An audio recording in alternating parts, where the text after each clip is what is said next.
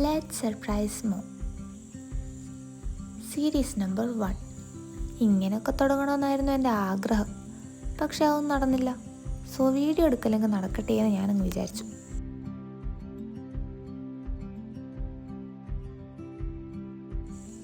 Surprise എന്താണെന്നല്ലേ, വേറൊന്നുമല്ല, കുറച്ച് നേരത്തെ എണീച്ച് കുറച്ച് പണികളൊക്കെ ചെയ്ത് വെച്ച് അമ്മേനൊന്ന് ഞെട്ടിക്കാം എന്ന് വിചാരിച്ചത്. പക്ഷേ ആസ് യൂഷ്വൽ ഞാൻ നേരത്തെ എണീച്ചില്ല. അതുകൊണ്ട് അതൊട്ട് നടന്നുമില്ല. കുറച്ചും കൂടി നേരത്തെ എണീച്ചിരുന്നെങ്കിൽ കുറച്ചും കൂടി നല്ല പ്രകൃതി രമണീയത കൂടി കാണിക്കായിരുന്നു. പക്ഷെ അത് നടന്നില്ലല്ലോ. അടുത്ത് ശ്രമിക്കാം. എണീറ്റപാട് അടുക്കളയിലേക്കുള്ളൊരു എത്തിയ നോട്ടം അത് നല്ലതാണ്. അമ്മ ഏതുവരെ ചെയ്തു വെച്ചു എന്ന് നോക്കാമല്ലോ.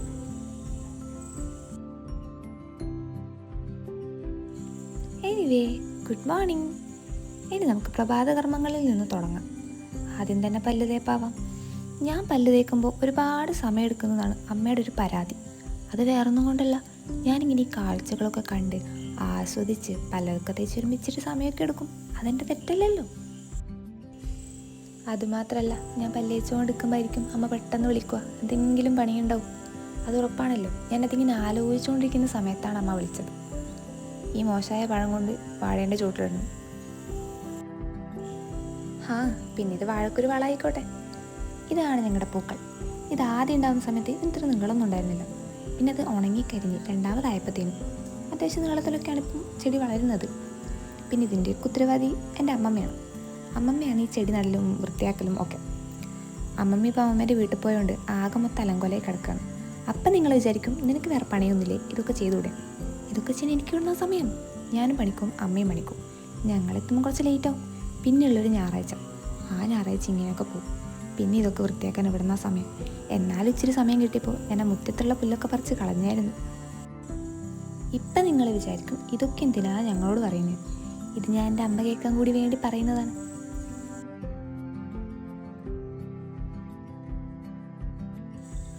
ഇനി നമുക്കിതിലെ കുറച്ച് ചെടികളൊക്കെ നോക്കാം. ഇത് ആദ്യം ഒരു ചട്ടിയിലായിരുന്നു ഉണ്ടായിരുന്നത്. പിന്നെ ഇത് അത്ര വളരുന്നില്ല എന്ന് കണ്ടപ്പോൾ അടുത്ത മണ്ണിൽ നട്ടതാണ്. ഇതിനിങ്ങനെ പൂവൊക്കെ ഉണ്ടാവുമെന്ന് ഞാൻ ഇപ്പോഴാണ് കാണുന്നത്. അല്ല, ഞാനിപ്പോഴാണ് ശ്രദ്ധിച്ചത്. ഞാൻ അല്ലാണ്ട് ഈ ചെടി കാണാത്തോണ്ടല്ല. ഇവിടെ എല്ലാം നട്ടുപിടിപ്പിച്ചത് അമ്മമ്മയാണ്. ഈ മണി പ്ലാന്റ് ഇവിടെ നിന്ന് ഇവിടെ വന്നു എന്ന് എനിക്കറിയത്തില്ല. പിന്നെ കറ്റാർവാഴയെ പറ്റി പറയുകയാണെങ്കിൽ ആരാൻ്റെ പറമ്പിൽ കാണുമ്പോൾ ഭയങ്കര ആക്രാന്തമായിരിക്കും. അതിനെക്കൊണ്ട് എന്തെങ്കിലുമൊക്കെ ആക്കാൻ തോന്നും. എന്നാൽ സ്വന്തം വളപ്പിൽ നിന്ന് പച്ച പിടിച്ച് വന്നാൽ അതിനാരും മൈൻഡ് പോലും ചെയ്യത്തില്ല. പിന്നെ ഇത് കുറേ പൂക്കളാണ്. ഇതൊക്കെ നട്ടത് അമ്മമ്മയാണ്. അമ്മമ്മേൻ്റെ വീട്ടിൽ നിന്നുണ്ടെന്ന് ഇവിടെ കൊണ്ട് നടും. ഈ റോസാ ചെടിയല്ല.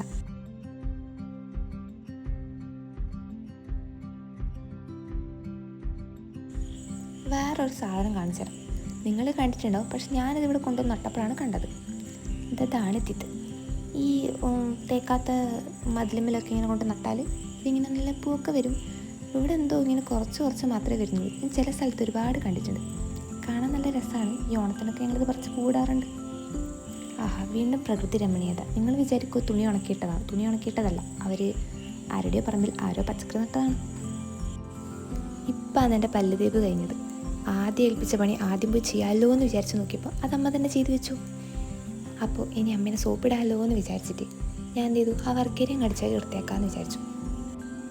അപ്പം അമ്മേൻ്റെ സ്ഥിരം പരിപാടി എടുത്തു. എന്തെങ്കിലും പണി ചെയ്തുകൊണ്ടിരിക്കുമ്പോൾ അതിൻ്റെ ഇടയിൽ വന്ന് മാച്ച് വാങ്ങിക്കൊണ്ട് പോവുക, അല്ലെങ്കിൽ വേറെ എന്തെങ്കിലും ചെയ്യുക. അങ്ങനെ ചെയ്തിട്ട് എൻ്റെ കയ്യിൽ നിന്ന് മാച്ച് വാങ്ങിക്കൊണ്ട് പോയി. പിന്നെ തിരിച്ചു തന്നു. എന്നിട്ട് ഞാനത് അടിച്ചു വാരി വൃത്തിയാക്കി. ഇതിൻ്റെ ഒക്കെ ഇടയിലും അമ്മേൻ്റെ ഫുൾ കോൺസെൻട്രേഷൻ ഞാൻ ഈ രാവിലെ തുണി ഉണക്കാത്തതിനെ പറ്റി പറയലായിരുന്നു. അത് കേട്ട് ഞാൻ മടുത്ത്. മിക്കവാറും എല്ലാ അമ്മമാരിങ്ങനെ ആയിരിക്കും. എന്തെങ്കിലും ഒരു സാധനം ചെയ്തില്ലെങ്കിൽ അത് പറഞ്ഞുകൊണ്ടിരിക്കും. അമ്മയും പറഞ്ഞുകൊണ്ടിരിക്കുന്നുണ്ട്. പക്ഷേ ഞാനതങ്ങ് ക്ഷമിച്ചു. അമ്മയാണല്ലോ. അമ്മ പറയുന്നത് വീഡിയോ എടുക്കുന്നതുകൊണ്ട് ആ വർക്ക് ഏരിയ വൃത്തിയാക്കി കിട്ടിയെന്നാണ്. പക്ഷെ ഞാൻ ശരിക്കും ആ വർക്ക് ഏരിയ ഡെയിലി വൃത്തിയാക്കാറുണ്ട്. പക്ഷേ അമ്മേൻ്റെ പറച്ചിൽ കേട്ടാൽ ഞാൻ ഈ വീഡിയോക്ക് വേണ്ടി ചെയ്യുന്ന പോലെ ഉണ്ട്. പക്ഷെ ശരിക്കും എന്നെ ചെയ്യാറുണ്ട്.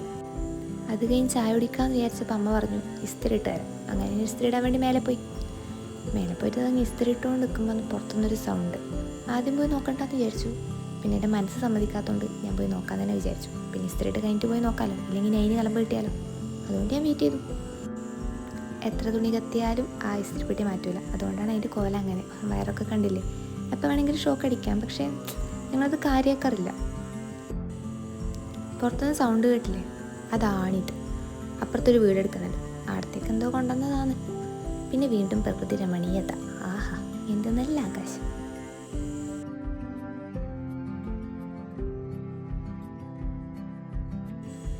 ഇതെല്ലാം കഴിഞ്ഞ് അമ്മേനെ പോയി സഹായിക്കാമെന്ന് വെച്ച് നോക്കുമ്പോൾ കണ്ണന് പാല് എനിക്ക് ചായ, കണ്ണൻ ചായ എനിക്ക് പാല് അമ്മക്ക് ചായ, ദോശ എല്ലാം റെഡിയാക്കി വെച്ചിട്ടുണ്ട്.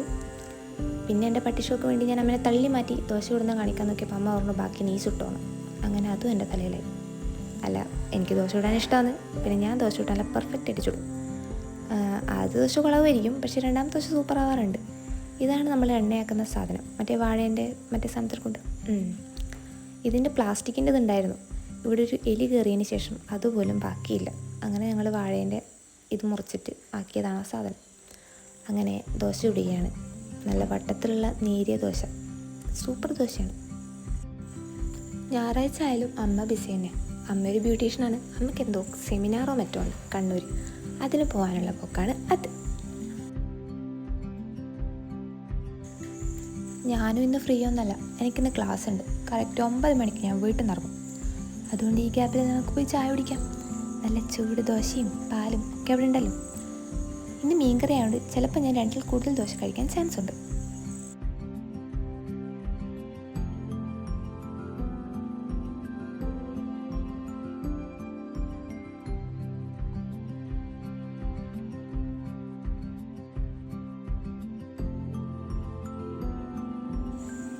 അതുമാത്രമല്ല, എനിക്കൊരു പണി കൂടി ബാക്കിയുണ്ട്. അപ്പോൾ ഒരാൾ പോകുന്നതിന് മുമ്പ് പറഞ്ഞിട്ടുണ്ടായിരുന്നു ഫുൾ പാത്രം കഴുകി വെച്ചിട്ട് ഇവിടുന്ന് പുറത്തിറങ്ങിയാൽ മതിയെന്ന്. അതുകൊണ്ട് പെട്ടെന്ന് നമുക്ക് ആ പാത്രങ്ങളൊക്കെ ഒന്ന് കഴുകി വെക്കണം. നമ്മൾ ഈ വീഡിയോ സ്പീഡാക്കും നമ്മൾ വിചാരിക്കും പണി പെട്ടെന്ന് തീരുന്നു, പക്ഷെ തീരൂല. അങ്ങനെ എല്ലാം കഴിഞ്ഞ് കുളിച്ചൊരുങ്ങി ഞാൻ റെഡിയായി പോവാൻ വേണ്ടി. കണ്ണാടി കണ്ടാൽ കുറച്ചധികം സമയം ഞാൻ അതിൻ്റെ മുമ്പ് ചിലവഴിച്ച് പോകുന്നതുകൊണ്ട് നമുക്ക് പെട്ടെന്ന് പരിപാടി അവസാനിപ്പിക്കാം.